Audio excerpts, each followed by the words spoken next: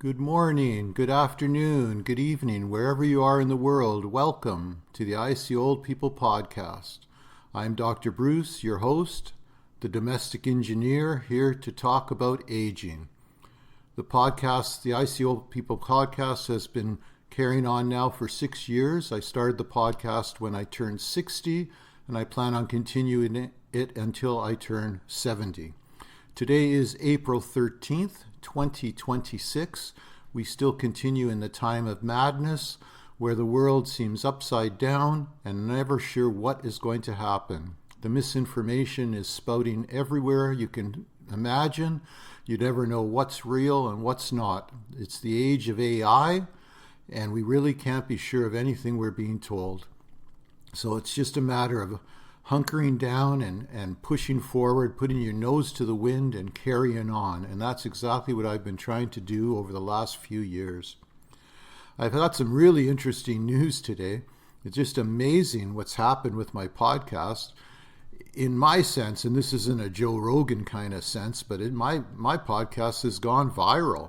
It's amazing. In the last week, I've had over 200 downloads.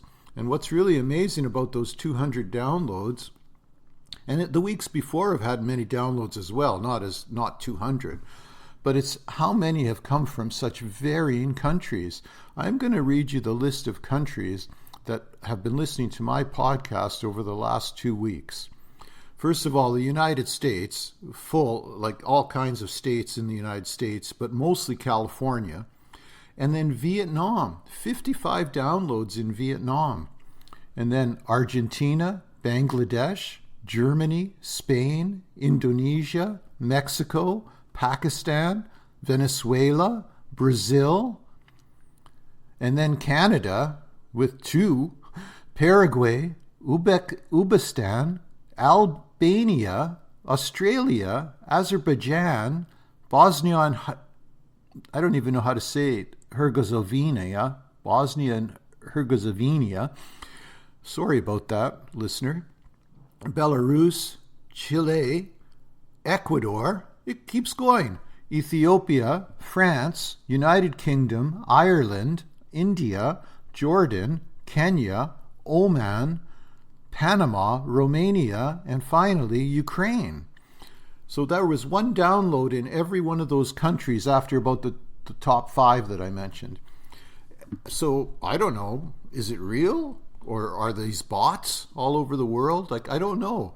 I'm kind of starting to subscribe to the dead internet theory that really everything is just an AI and past content and just gets recycled constantly. And maybe the whole world is running by robots now. I really don't know. But this is amazing. I've never seen anything like this.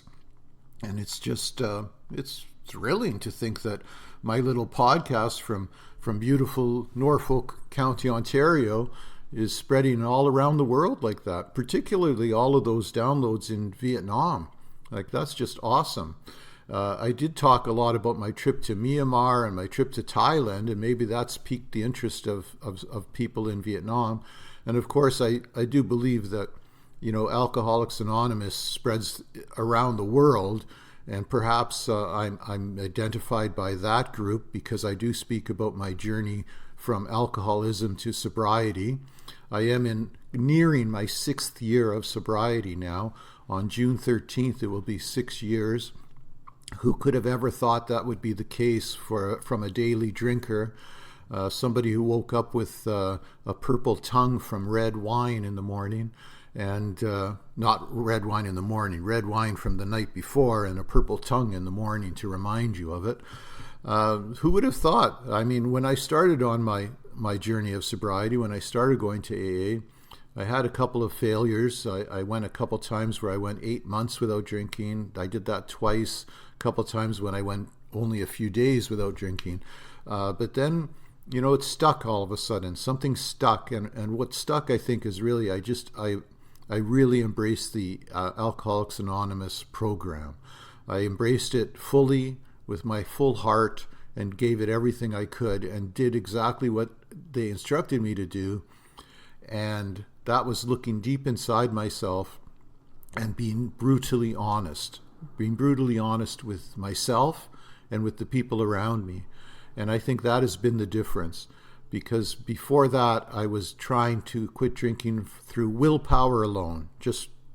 I'm just not going to do it. Or I would make up little silly rules that I would not follow because I would break them as soon as I had alcohol touched my lips. And once I had one drink, I wanted more than one, often many times more than one. So I'm really happy with that, but I'm not going to talk a lot about that because my anniversary is coming up, and I always have an anniversary show where I have my cake talk and talk about what in Alcoholics Anonymous they call your birthday, and that'll be my 6th sober birthday.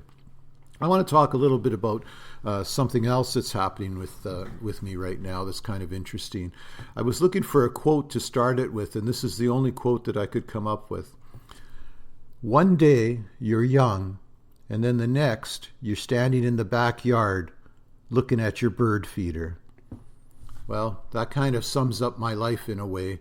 One of the things I want to talk about today is invisibility. And that invisibility is something that is not an uncommon problem with people as they age. It's not uncommon at all. I did a little bit of research on it, and it's a very real. It's not something that's happening to me just personally.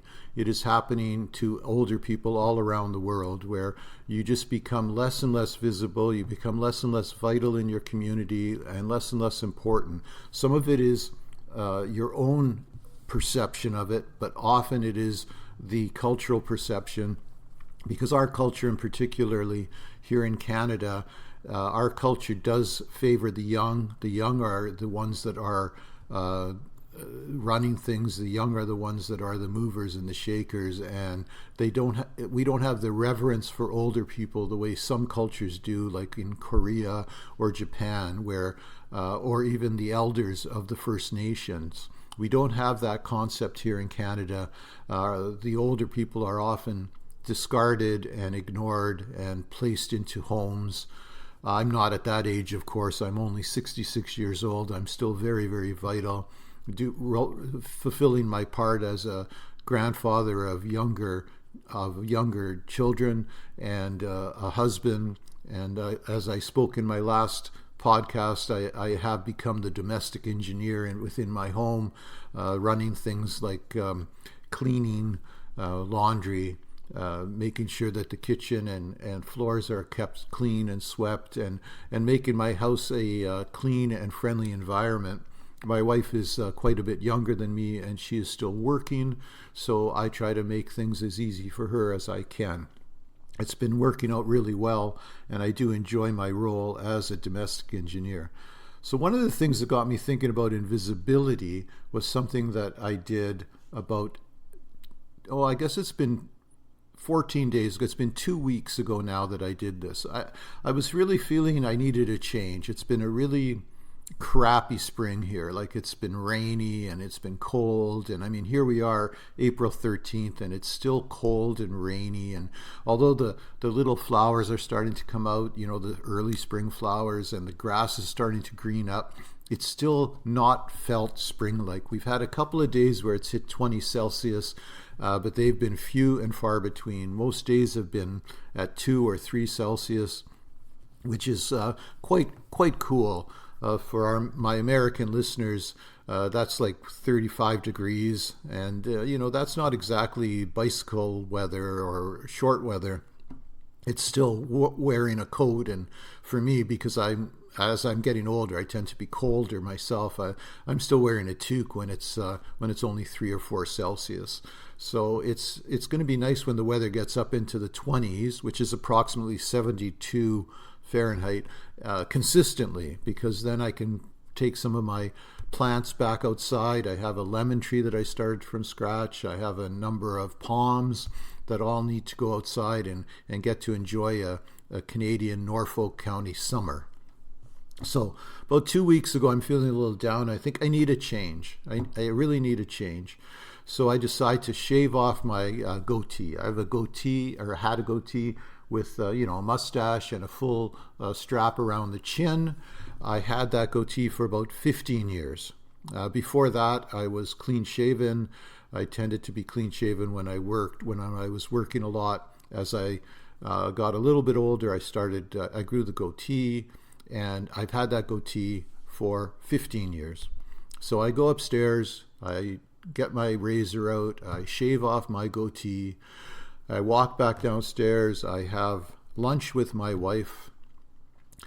That's been 2 weeks now, and not one single person has noticed that I shaved off my goatee. No one. Not my wife, not my children, not my grandchildren, not my friend group, not the Lions group that I've been practicing with since February for our big annual variety show that's coming up on April 18th.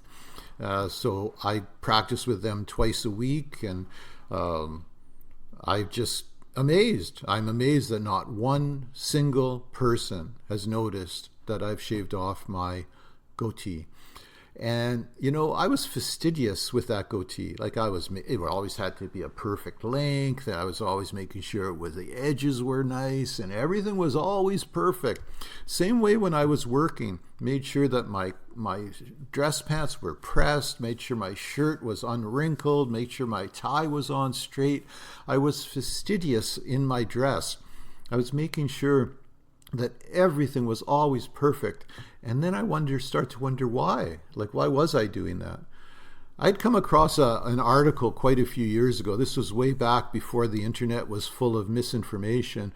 This was when things started coming on the internet that couldn't quite make the newspapers, couldn't quite make journals, but were interesting things that people wanted the outside world to hear about. So, and you kind of knew they were true because it wasn't all about clickbait and doom scrolling at that time. It was just about people sharing information. And this was a self-study that a woman did. She worked in corporate, and she worked in a business environment where she had to wear a nice outfit every day, nice like a jacket, blouse, and a skirt. And she wore that. She did an experiment where she wore that same outfit, exactly the same outfit, every single day. And it ended up being 36 straight days of wearing it, which would be about 2 months because she only wore it from Monday to Friday. Of course, she washed it on the weekend. She made sure it was never dirty. It was always clean. It was always pressed, but it was the exact same outfit. And nobody noticed it. Nobody mentioned it and said something to her until 36 days into the experiment. That always stuck with me. And then I realized just how clearly true that is, that people don't notice you the way you think they do. The person who notices you the most is the person you're looking at in the mirror. And that's the person that you better be dressing for, and you better be shaving your goatee and primming and proper and trying to take care of yourself for that person, because that's the person that notices you the most, the person in the mirror. If you're not sure what I mean by that, I mean it's you. You better start thinking about that. And that kind of impacted me way back then when I read that, because that was got to be close to 20 years ago that I read that little self-study that somebody did. And after that, I did change a little bit in my ways. I'd wear my dress pants a little bit more often. I didn't think as much about things that, I had to be so perfect when I went out in public. I did get better, but not really a lot better. I mean, it's just always been the way. I grew up with a very strict mother, made sure our fingernails were always trimmed properly, made sure that our clothes were always perfect, our hair was always parted right. Everything had to be right when we walked out the door, and those types of habits have stuck with me. But now I'm starting to realize that those things are really for yourself. They're not really for the outside world, because the outside world doesn't give two hoots about you. They don't give a crap. They don't care. They are not even looking at you. Okay? And that's what I learned right here. This is my environment. This is my wife, my children. These are my friends. I went golfing with a group of buddies on last Wednesday. We went out it's the first of the season. We always go on the same weekend as the Augusta. We call it Augusta North. And nobody, not one single person. But when I looked in the mirror this morning and I shaved before I decided to do this podcast, I was happy with how I looked. I was happy with my clean shaven appearance, which is going to be my new look. And it's for me. It's not for anybody else. And that's just kind of driven home over this last little while that was the case. That if you're going to be particular for yourself, because being particular for the outside world is just a losing battle. The outside world doesn't care. It doesn't really care about you at all. And that's what I'm learning more and more. I mean, I've certainly come to agree that, my government doesn't care about me, but, they're not looking at my goatee. I'm just thinking, boy, I think, at some point, somebody's going to say something. Like maybe my wife will be looking at an old picture that comes up on Facebook, or an old picture that comes up on her feed, and then she's going to look at me and she's going to say, "Oh, you shaved off your goatee." But you know what? I'm not holding my breath for that moment, because it may never come. It may just literally never come up again, and that's fine with me. That's fine. It was a little shocking at first. But, now 2 weeks have passed, so I'm pretty used to the idea. I do have a little bit of a sad story to end my podcast today with. It's about our ducks. If you've been following the podcast, there was an episode about ducks way back when we had a couple of ducks land in our pool, and our pool has a cover on top of it over the winter, and on top of that cover a lot of water accumulates. So it's like a little pond. It's like a little black pond, a little square black pond. And about 3 years ago we had ducks land in it, and we named the duck Delores.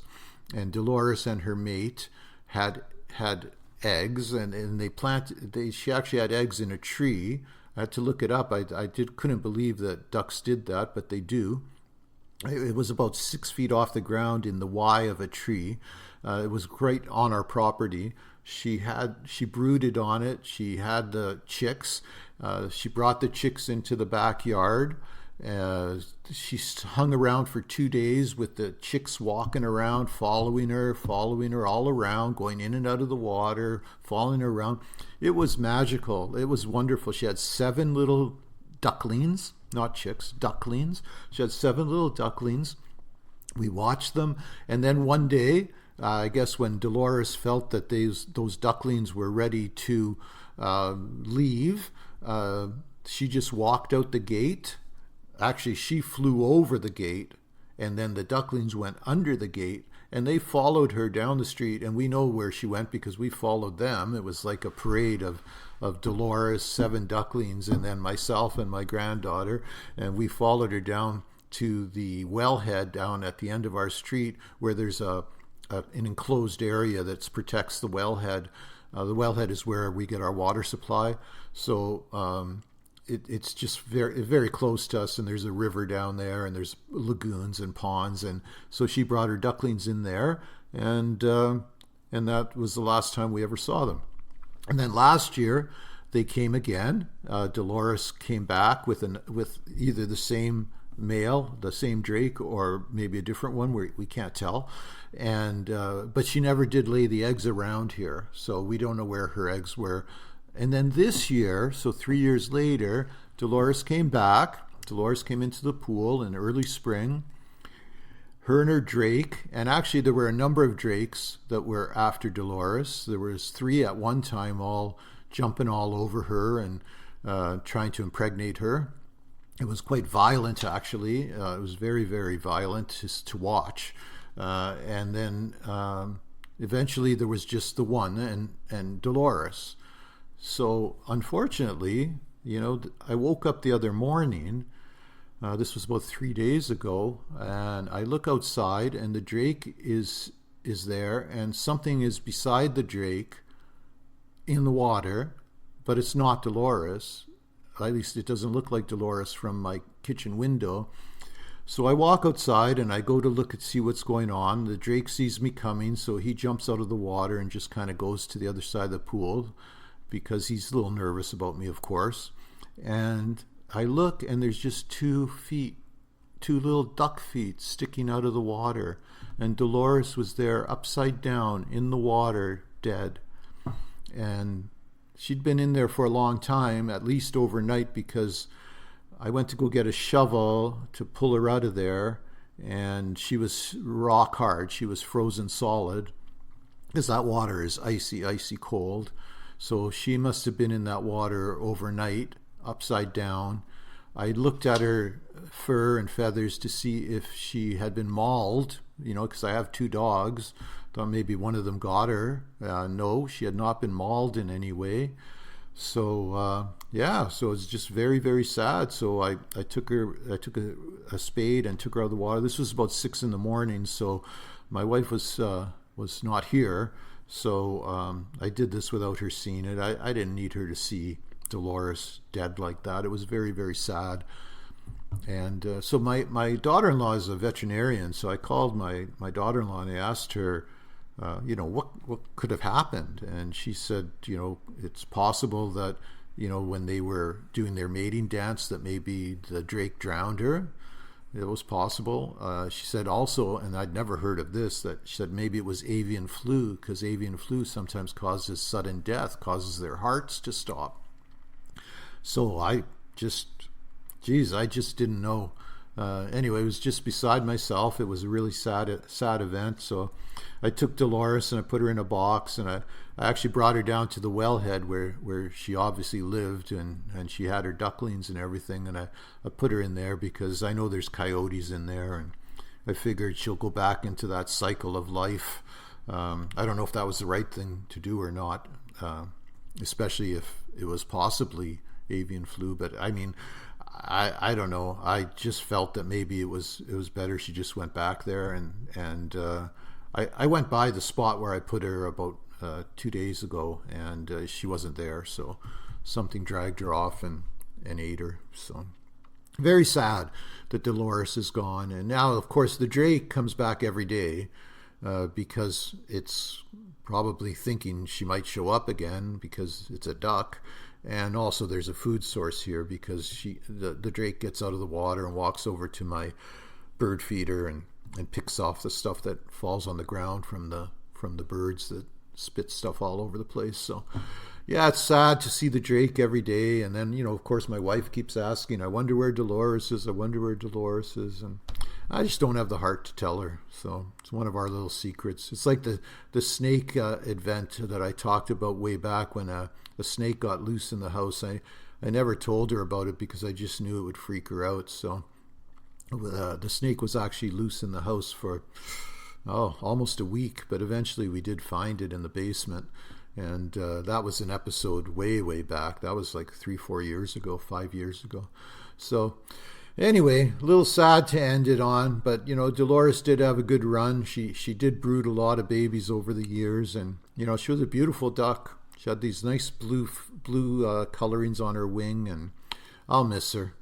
So anyway, that's it. If you've listened to this point, I love you and I appreciate you, and thank you very much. And boy, I'm sure I'm thrilled by this worldwide listening to the I See Old People podcast. I just would have never believed it, and yet here we are. So take care, and I'll talk to you next time.